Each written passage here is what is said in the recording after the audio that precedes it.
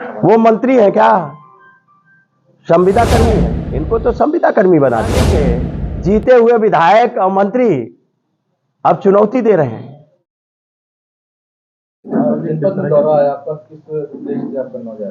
Samajwadi party के राष्ट्रीय अध्यक्ष माननीय श्री अखिलेश यादव जी के निर्देश पे पूरे प्रदेश में पीडीए पखवाड़ा मनाया जा रहा है और इस पीडीए पखवाड़े में पूरे प्रदेश के समस्त जिलों में, समस्त विधानसभाओं में, समस्त ब्लॉकों में और सब जगह पीडीए पंचायतें लगाकर इस बीजेपी को उखाड़ फेंकने की पूरी तैयारी समाजवादी पार्टी ने की है। और उसके तहत आज मैं कन्नौज में आया हूं। मैं पूरे पूर्वांचल में घूम के आया हूं। पूर्वांचल में जिस तरीके की लहर है समाजवादी पार्टी और माननीय अखिलेश यादव जी की, और बीजेपी के खिलाफ लहर है, बीजेपी को हटाने की लहर है, क्योंकि बीजेपी हर मोर्चे पे विफल हुई है। कोई एक वादा पूरा करने का काम नहीं किया। न 2 करोड़ नौकरियां दी, न किसान की आय दुगनी की, न हवाई चप्पल वाला हवाई जहाज में चला। आज तो आरक्षण तक सुरक्षित नहीं है। बाबा साहब का बनाया हुआ संविधान तक सुरक्षित नहीं है बीजेपी के शासन का। स्वतंत्र संस्थाएं सुरक्षित नहीं है। आज सभी लोगों को डर और दहशत का माहौल पूरे देश में पैदा किया गया है और जनता इस बार 24 में माननीय अखिलेश यादव जी के नेतृत्व में और देश में नया प्रधानमंत्री बनाने का काम करेगी। इसलिए माननीय अखिलेश यादव जी के से पूरी बीजेपी घबराई हुई है और घबराई हुई बीजेपी अनर्गल बयान दे रही है, अनाप शनाप टीका टिप्पणी कर रहे हैं। जिनकी एक पुलिया भी बनवाने की हैसियत नहीं है, वो लोग भी माननीय अखिलेश यादव जी पे टिप्पणी कर रहे हैं। और उनको तो मैं चुनौती देता हूं, वो हमारे कार्यकर्ता का मुकाबला कर ले। जितना हमारे कार्यकर्ताओं ने यहां पे विकास काम करा दिया होगा पैड पे, उतना तो यहां के सांसद और मंत्री नहीं करा पाए होंगे। इसलिए अब ये घमंड से भरी हुई सरकार का भी घमंड जनता ठीक करने का काम करेगी। कन्नौज ही नहीं, पूरे प्रदेश की जनता इस बार बीजेपी का घमंड और तानाशाही ठीक करने का काम करेगी। पूरी चौतरफा जितने वादे, किसान की आय कहते थे कि खेतों से जानवर हम 15 दिन में व्यवस्था कर देंगे, गौशालाओं में पहुंच जाएंगे, आज तक खेतों में घूम रहे हैं।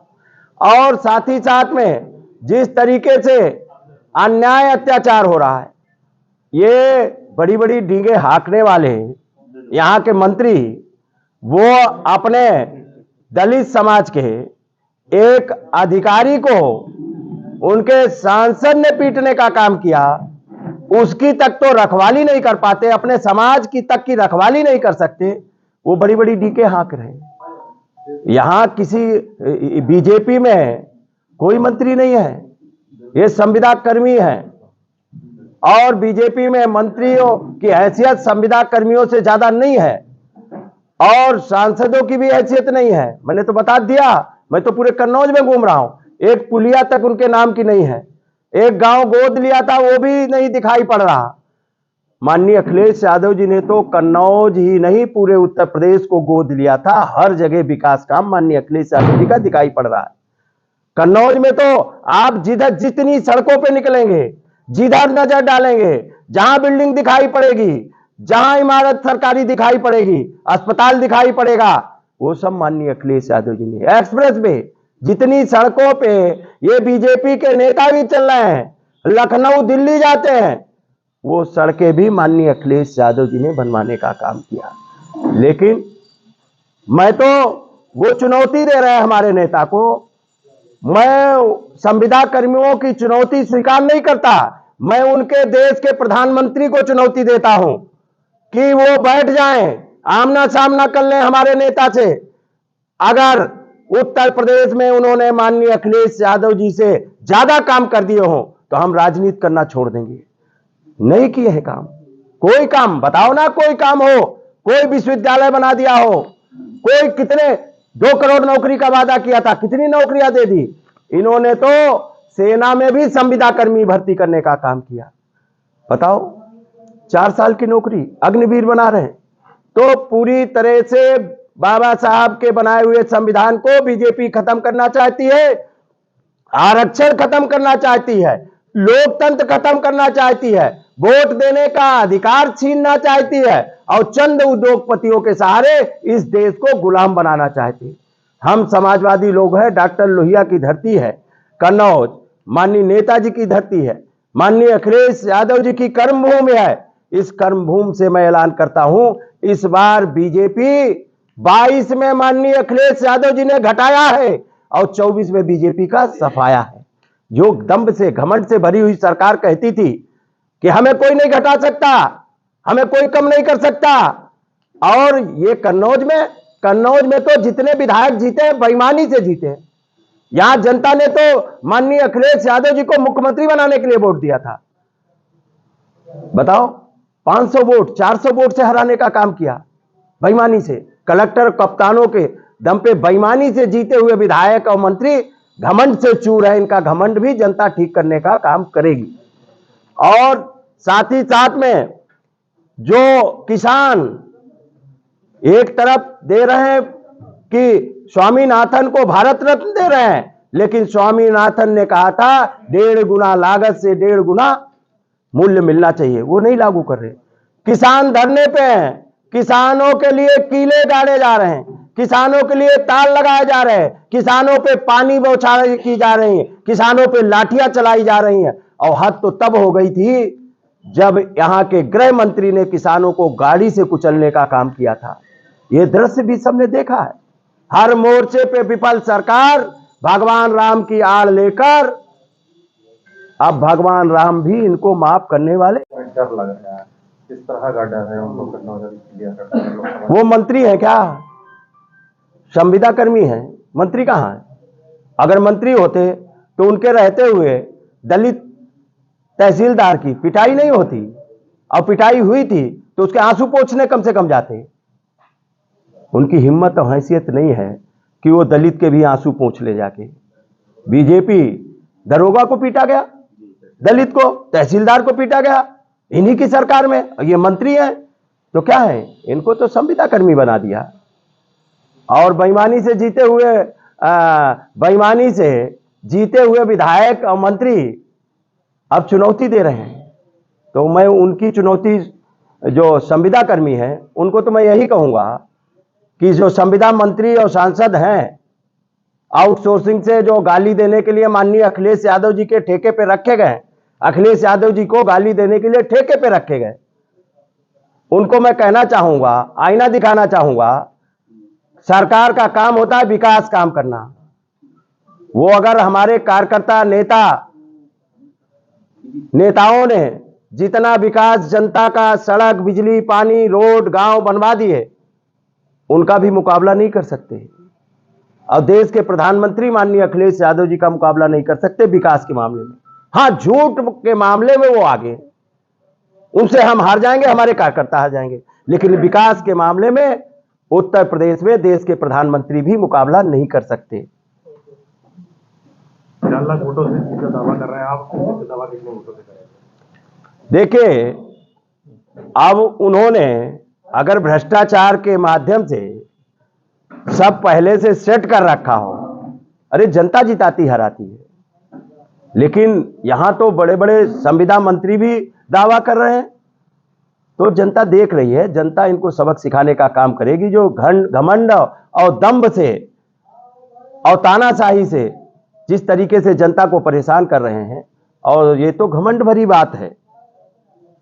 ये तो बोलते थे मैनपुरी में भी कि हम 4 लाख से जीतेंगे, लेकिन वहां श्रीमती डिंपल यादव को जनता ने लगभग 3 लाख वोटों से जिताने का काम किया। घोसी में भी बोलते थे कि हम ही जीतेंगे। इनके मंत्री, बड़बोले मंत्री, लगातार बयान देते थे। मुख्यमंत्री, पीएमओ, प्रधानमंत्री के और मंत्री लोग, सब लोग लगे रहे घोसी में। उसके बाद में भी समाजवादी पार्टी और माननीय अखिलेश यादव जी पे भरोसा करके जनता ने जिताने का काम किया। मुजफ्फरनगर में भी जिताने का काम किया। यही बीजेपी कहती थी 22 में कि हमें कोई घटा नहीं सकता, तो हम 47 से 125 पे गए। और लगभग 80 सीटें इन्होंने 2, 4, 500 और 5000 वोट के अंतर से हरा दी। जनता ने तो जिताया था। मत पेट जो बैलेट पेपर पढ़े लिखे लोग मत देते हैं, कर्मचारियों ने जो बैलेट पेपर से मत दिया, उसमें लगभग 350 सीटें नहीं आता होगी आप लोगों को। अरे उनसे पूछिए बीजेपी वालों से, उनकी नैया कब कैसे पार होगी। नाव चलाने वाला मल्ला आ गया, नैया इससे पार होगी। और पता है वहां प्रधानमंत्री और मुख्यमंत्री में तनातुनी चल रही है। आपने नहीं देखा क्या?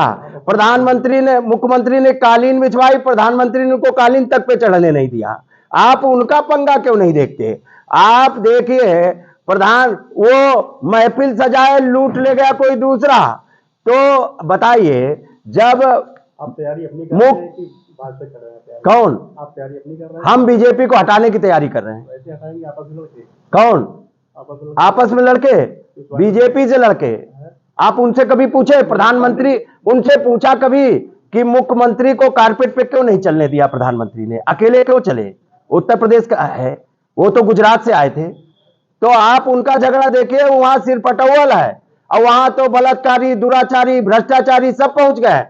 अब बीजेपी का जाना तय है और समाजवादी पार्टी माननीय अखिलेश यादव के रूप में चट्टान बन के खड़ी है और इस बीजेपी को रोकने का काम करेगी। कन्नौज में इतनी बड़ी बड़ी योजनाएं आज भी सपा काल की अधूरी पड़ी हुई है, कहा जाता है कि बेवजह बना दी गई, तो उनको लेकर कुछ मुद्दा उठाएंगे? निश्चित तौर पे हम समाजवादी लोग काम में भरोसा करते हैं। हमारे नेता माननीय अखिलेश यादव जी भी काम में भरोसा करते हैं और इसीलिए काम किए। इतनी बड़ी बड़ी योजनाएं ले आ दी जो कभी बीजेपी वालों ने कल्पना नहीं की होगी। इतनी बड़ी बड़ी योजनाएं ये बंद कर सकते हैं, ये चला भी नहीं सकते। जितने अस्पताल, वेजिटेबल प्लांट, अमूल प्लांट, कितनी मंडियां बना दी थी एक्सप्रेसवे के किनारे, वो सब बंद कर दी। ये चाहते हैं सब बिजनेस व्यापार चौपट हो जाए, रोजी रोजगार छिन जाए, उत्तर प्रदेश संविदा पे आ जाए और सरकारी कर्मचारी भी संविदा पे भर्ती करेंगे, मंत्री भी संविदा पे भर्ती करेंगे, विधायक भी संविदा पे भर्ती करेंगे। ये चाहते हैं देश को गुलाम बनाना, लोकतंत्र खत्म करना, चुनाव खत्म करना। इसलिए ये सब साजिशें करी जा रही हैं। आज अस्पताल में इलाज नहीं हो रहा, दवाई नहीं है, पढ़ाई नहीं है, एक यूनिवर्सिटी नहीं खोल पाए, एक कन्नौज में काम बीजेपी का नहीं बता सकते, एक भी काम नहीं है। माननीय अखिलेश यादव जी ने जितना काम किया उस काम का मुकाबला कन्नौज के ही नहीं देश के प्रधानमंत्री भी नहीं कर सकते। कमी कहाँ रह गई थी विधानसभा चुनाव में? इतना विकास किया था, क्यों नहीं आप लोगों को चला? क्या आपकी तरफ से तैयारी नहीं थी या उनकी समीक्षा नहीं करी गई है?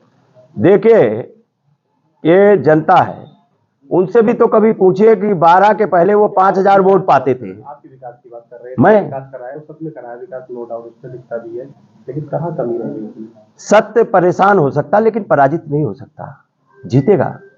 माननीय अखिलेश यादव जी अपनी सच्चाई पे हैं, ईमानदारी पे हैं, विकास पे हैं, प्रदेश की तरक्की के लिए बने हैं।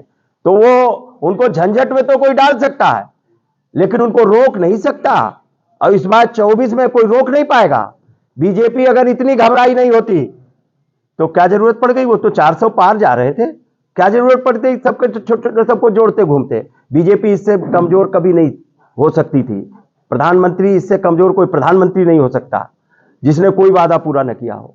पीडीएफ पखवाड़ा जो चल रहा है, इससे क्या लाभ